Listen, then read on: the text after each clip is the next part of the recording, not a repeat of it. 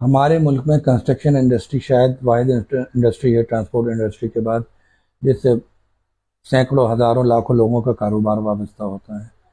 مگر اس انڈسٹری کے حوالے سے ابھی تک کسی بھی حوالے سے جدت پاکستان میں دیکھنے میں نہیں آئی، نہ ہی لو کاسٹ ہاؤسنگ اسکیم سامنے آئی کہ کم قیمت پر گھر مل سکیں، نہ ہی لیبر کو ٹریننگ دینے کے کوئی ادارے موجود ہیں۔ ہم فیس بک پہ اسکرولنگ کرتے ہیں تو چائنا کی اکثر ویڈیو سامنے آتی ہیں جہاں چھوٹی چھوٹی بات ان کو سکھائی جا رہی ہوتی ہے، وہاں پہ انسٹرومنٹ جو ان کے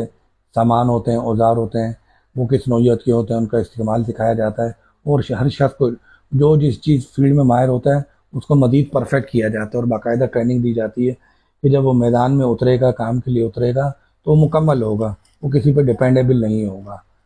یہاں ہمارے یہاں اسٹرگل کرنے والے، ہارڈ ورک کرنے والے، شدید محنت کرنے والے لوگوں کی کمی نہیں ہے، مگر ان کو پراپر گائیڈ لائن نہیں ملتی کہ اپنے کام کو مشینری کا استعمال کر کے، کمپیوٹرائز دور ہے اس کا استعمال کر کے کس طرح بہتر کر سکتے ہیں۔ اس حوالے سے بہت کام کرنے کی ضرورت ہے، اور اس حوالے سے میں مزید